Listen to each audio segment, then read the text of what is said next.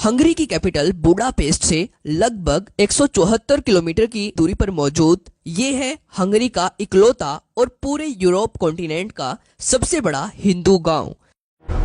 जो हंगरी में कुछ ऐसा कर रहा है जिसकी आप कल्पना भी नहीं कर सकते। हंगरी के इस गांव में रहने वाली महिलाएं केवल साड़ियां पहनती हैं। यहाँ के पुरुष केवल धोती, कमीज और सनातन के दूसरे पारंपरिक कपड़े पहनते हैं। गांव में खेती करने के लिए ट्रैक्टर्स का यूज नहीं बल्कि बैलों के साथ सनातन के प्राचीन तौर तरीकों का इस्तेमाल किया जाता है। यहाँ के बच्चे मॉडर्न एजुकेशन के साथ साथ संस्कृत भाषा सीखकर वैदिक ज्ञान का अनुसरण करते हैं और सबसे बड़ी बात, यहाँ के बच्चे स्कूलों में माथे पर तिलक लगाकर जाते हैं और स्कूल से आने के बाद इस गांव में बनी गौशालाओं में गौ माता की सेवा करने जाते हैं। और पिछले कुछ सालों में हंगरी के इस सबसे बड़े हिंदू गाँव में आने वाले टूरिज्म की संख्या इतनी ज्यादा बढ़ चुकी है कि एक साल में जितने पर्यटक पूरे हंगरी में आते हैं उससे 3 गुना ज्यादा पर्यटक अकेले इस एंशिएंट हिंदू कल्चर पर बेस्ड इस गांव को देखने के लिए आते हैं। ये डेटा हंगरी की गवर्नमेंट ने खुद से शेयर किया है। तो चलिए जानते हैं कि हंगरी में इस हिंदू गांव की हिस्ट्री क्या है, कैसे आज ये गांव हंगरी में इतना ज्यादा ट्रेंड कर रहा है, इसको किसने और क्यों बनाया,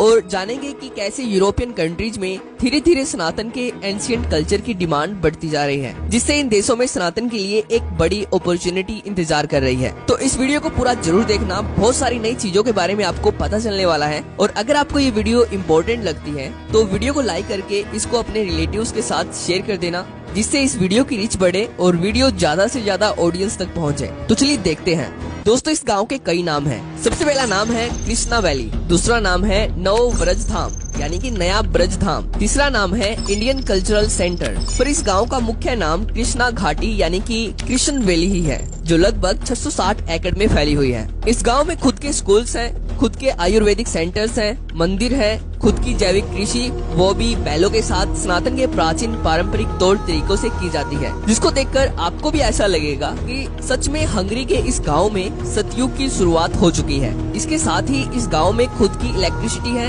यानी कि पूरे गांव के हर घर और हर बिल्डिंग के ऊपर सोलर सेल लगाए गए हैं, जिससे हंगरी की गवर्नमेंट ये बात खुद मानती है कि ये पूरा गाँव आत्मनिर्भर है, जो हंगरी की नेशनल ग्रिड का हिस्सा नहीं है, जो गौशालाओं से और जैविक कृषि से अपने साधन खुद उत्पन्न कर रहा है। तो अब प्रश्न वही उठता है कि हंगरी में इस गांव को कब और किसने बनाया। दोस्तों, आपको ये जानकर हैरानी होगी कि हंगरी में इस गांव को बनाया गया था आज से लगभग 30 साल पहले, यानी कि सन 1993 में हंगरी के एक महान हिंदू संत शिवराम स्वामी के द्वारा हंगरी में इस गांव की स्थापना की गई थी। और शिवराम स्वामी के निस्वार्थ भावना से किए गए सनातन के प्रति महान कामों को बताना शायद ही मेरे लिए इस वीडियो में पॉसिबल हो, क्योंकि अगर मैं इस महान संत के द्वारा किए गए सभी कामों को इस वीडियो में बताने लग जाऊं तो ये वीडियो 1 घंटे से ऊपर चली जाएगी। दोस्तों, शिवराम स्वामी का जन्म सन 1949 में हंगरी की कैपिटल बुडापेस्ट में हुआ था और तब ये सनातन धर्म से दूर दूर तक कोई संबंध नहीं रखते थे। पर जब ये सन 1980 में लंदन आए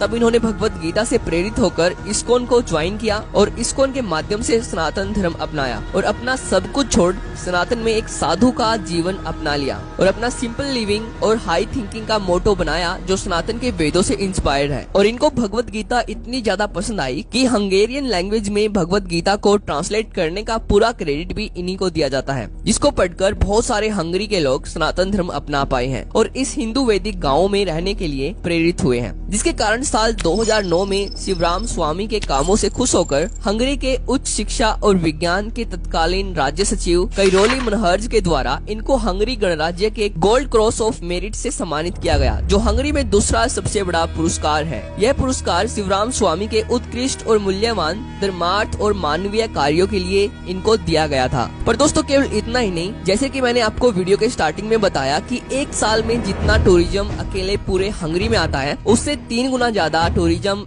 एक साल में अकेले हंगरी के इस हिंदू गाँव को देखने के लिए आता है। यानी कि एक साल में केवल 10,000 पर्यटक पूरे हंगरी में आते हैं, जो इनका ऑफिशियल डेटा है। और दूसरी तरफ एक साल में 30,000 से ज्यादा पर्यटक केवल हंगरी के इस हिंदू गाँव को देखने के लिए आते हैं, जैसे कि आप इस वीडियो में देख सकते हो।